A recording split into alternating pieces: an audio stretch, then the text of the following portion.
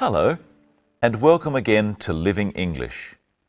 Today, we look at how to talk about what you hope for the future, and also a very small but very important word, if. But first, let's see today's episode of Sisters and Brothers. Now that Anne has found her brother and is going home, she has time for just one more meeting with her friend Sarah and Sarah's brother Steve. Here it is.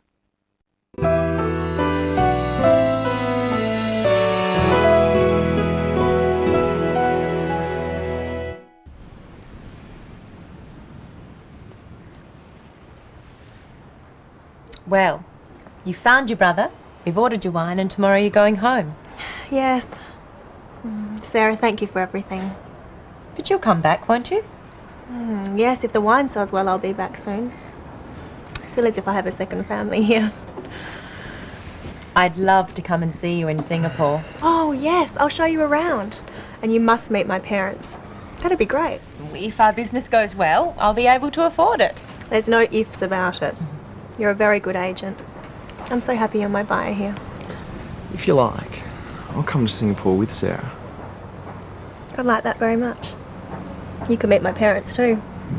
Do you think they'll like me? Of course they'll like you. If I like you, they'll like you. I think I better leave you two alone.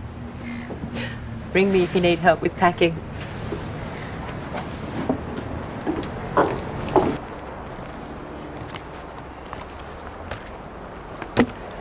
I've only just met you, and now you're leaving.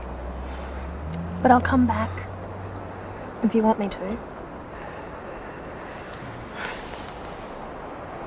Let's look first at ways of expressing hopes for the future, telling someone what you would like to happen or wish to happen. Sarah wants Anne to come back to Australia. Yes. Sarah, thank you for everything. But you'll come back, won't you? Sarah says, "You'll come back, won't you?" She hopes Sarah will come back, and she is also asking Sarah whether she'll come back. Practice with the clip. But you'll come back, won't you? Now practice some more examples at home with the pattern you'll, won't you?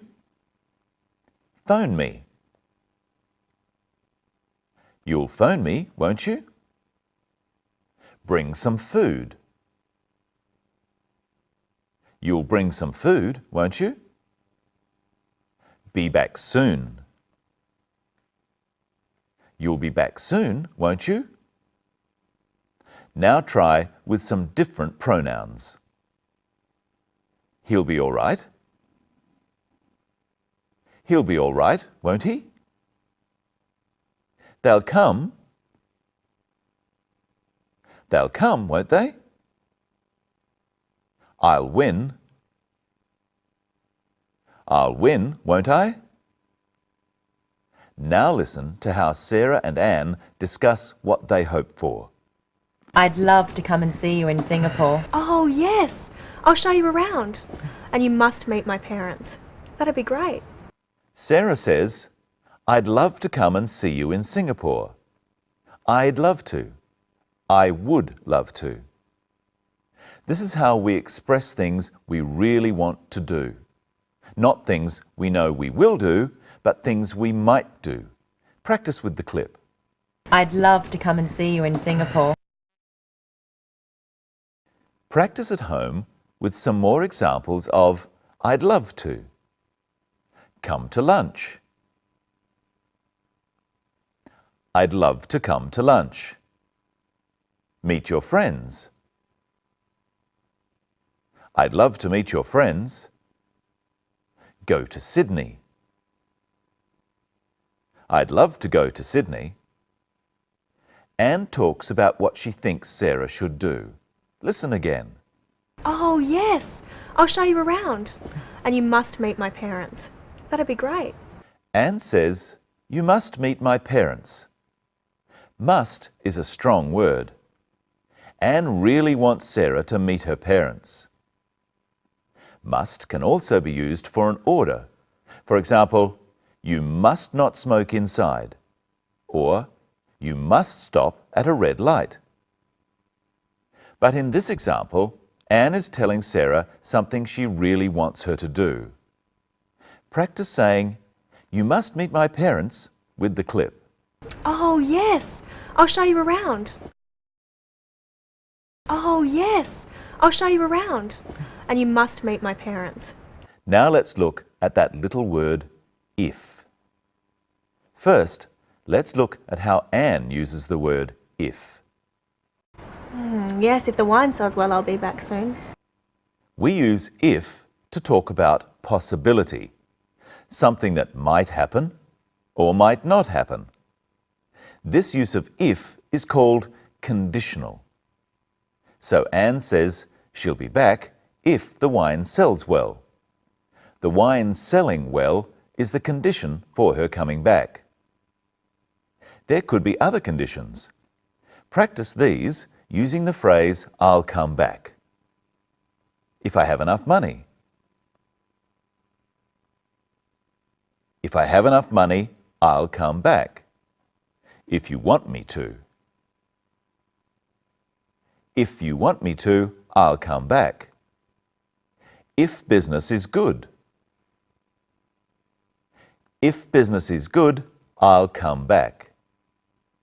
Anne is not sure that the wine will sell well. If she was, she would use when, not if. When the wine sells, I'll come back.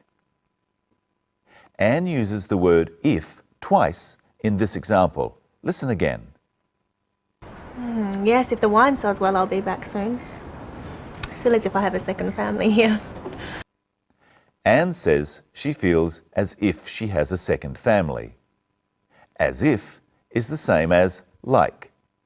She feels like Sarah and her family are her own family, her second family. Listen now to Sarah thinking about the future possibilities. And you must meet my parents. That'd be great. If our business goes well, I'll be able to afford it. There's no ifs about it. The condition of Sarah being able to afford to go to Singapore, of having enough money, is business going well. What does Anne say about this? There's no ifs about it. Anne says there are no ifs about it. This means she is quite certain that business will go well, and Sarah will come to visit. Well, there are many more examples of if in this episode. It's a very iffy episode. Let's look at some more. First, what is the condition for Steve coming to Singapore? If you like, I'll come to Singapore with Sarah. The condition for Steve coming to Singapore is Anne wanting him to. And what is the condition for Anne's parents liking Steve? Of course I'll like you. If I like you, I'll like you. The condition for Anne's parents liking Steve is that Anne likes Steve. And of course, we know that Anne does like Steve. Anne is really saying here that she does like Steve, so her parents will too. She could say, "I like you, so my parents will like you too." Hello, Michelle. Hello, Brenton. Hello, everyone. What do you think will happen if Anne and Steve get together? I think I hear wedding bells.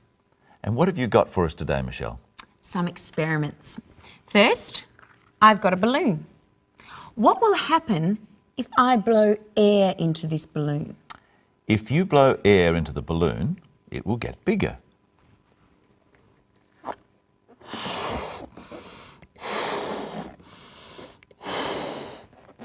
You're right. And I'll get tired. Now I've got a balloon blown up. What will happen if I let the balloon go? If you let the balloon go, it'll fly across the room. Oh, right again. And it'll make a loud noise. Now I'm going to pour some water into this glass. What will happen if I don't stop pouring? You'll make a mess. Right, if I don't stop pouring, I'll make a mess. So I'd better stop. Now, Brenton, can I trust you? I think so. Good. Then you can help me. If you stand up, I'll show you what I want you to do.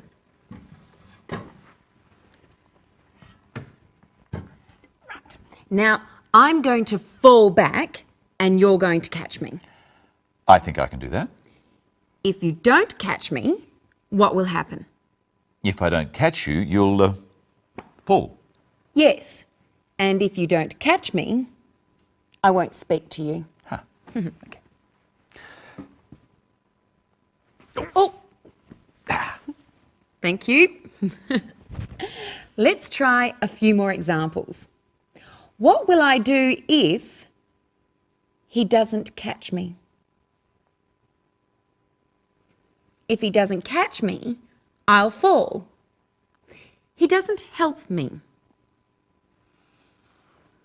If he doesn't help me, I'll cry. He isn't nice to me. If he isn't nice to me, I'll leave. Now, Brenton, there's another way of using if. What's that?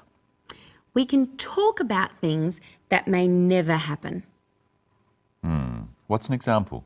Okay, here's a globe of the world. Where would you like to go? Oh. I'd love to go to Paris. But you're not going to Paris, are you? No, unfortunately. But if you went to Paris, what would you do? I'd go up the Eiffel Tower. If I went to Paris, I'd go up the Eiffel Tower. Look at the question again. If you went to Paris, what would you do? We use the past tense with if to talk about things that might never happen. Not things we are actually going to do or plan to do, but things we imagine doing. So, Michelle, where would you like to go? I'd like to go to Indonesia. And if you went to Indonesia, what would you do? I'd visit Borobudur. If I went to Indonesia, I'd visit Borobudur. Why don't you try a couple at home? I'll say a city or country and something to do. Rome. See the Colosseum. If I went to Rome, I'd see the Colosseum. Sydney. Visit the Opera House. If I went to Sydney, I'd visit the Opera House. And tell me, Brenton, what would you do if you won $1 million in the lottery? If I won $1 million, I'd give it all to you. I don't believe you. If I won $1 million, I'd travel around the world. What would you do if you won $1 million? While you're thinking about that, it's time for us to say goodbye.